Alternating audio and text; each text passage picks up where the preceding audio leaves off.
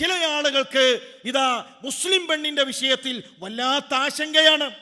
മുസ്ലിം പെണ്ണ് വസ്ത്രം ധരിച്ചാൽ അവർക്ക് ചൂടുണ്ടാകില്ലേ? ധരിക്കുന്ന പെണ്ണിനില്ലാത്ത ചൂട് അത് കാണുന്ന ലിബറലുകൾക്കാണ്. മുസ്ലിം പെണ്ണിന്റെ വസ്ത്രം അതൊരു ചാക്കാണ്, അതൊരു അടിമത്തമാണ്. നോക്കൂ, എന്തെല്ലാം വിമർശനങ്ങൾ വന്നിട്ടും നിങ്ങൾ പറയുന്നുണ്ടല്ലോ മുസ്ലിം പെണ്ണ് ഈ വസ്ത്രത്തിൽ നിന്ന് ചാടിപ്പോകുമെന്ന്. നിങ്ങൾ പറയുന്നുണ്ടല്ലോ മുസ്ലിം പെണ്ണ് അവരുടെ വസ്ത്രം മാറ്റി, അവരുടെ ഹിജാബ് മാറ്റി അങ്ങാടികളിലേക്ക്, നിങ്ങൾ കാണുന്ന കിനാശേരിയിലേക്ക് കടന്നു വരുമെന്ന് നിങ്ങൾ പറയുന്നുണ്ടല്ലോ. എന്തെല്ലാം വിമർശനങ്ങൾ വന്നിട്ടും ക്യാമ്പസുകളിൽ ഇസ്ലാമിക വസ്ത്രം ധരിക്കുന്ന പെൺകുട്ടികളില്ലേ? അതാണ് കൽപ്പിച്ചിട്ടാണോ? പുരുഷന്റെ കൽപ്പന കൊണ്ടാണോ? ഉപ്പയുടെ സമ്മതമില്ലാത്ത, കുടുംബത്തിന്റെ സമ്മതമില്ലാത്ത, നാട്ടിൽ നിന്ന് സമൂഹത്തിൽ നിന്ന് ആയിരക്കണക്കിന് പരിഹാസങ്ങളും ആക്ഷേപങ്ങളും ഏൽക്കേണ്ടി വന്നിട്ടും ഞാൻ ഈ വസ്ത്രം ധരിക്കുമെന്ന് തീരുമാനിച്ച എത്രയെത്ര മുസ്ലിം സഹോദരിമാരുണ്ട്, മുസ്ലിം പെൺകുട്ടികളുണ്ട്.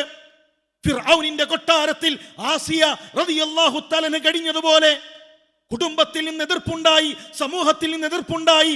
ഇസ്ലാമിക വേഷം ധരിക്കുന്ന, ഇസ്ലാമിക വസ്ത്രത്തിൽ അഭിമാനം കാണുന്ന എത്രയെത്ര സഹോദരിമാരുണ്ട്. അതെന്തുകൊണ്ടാണെന്നറിയുമോ? അത് പുരുഷന്റെ കൽപ്പനയായിട്ടല്ല. ആ വസ്ത്രം സ്വീകരിക്കാൻ അവർക്കൊരൊറ്റ കാരണമേ ഉള്ളൂ, അത് ഇസ്ലാമിന്റെ മാധുര്യമാണ്. സലാസുൻ മൻ കുന്ന ഫീഹി വജദ ഹലാവത്തൽ ഈമാൻ.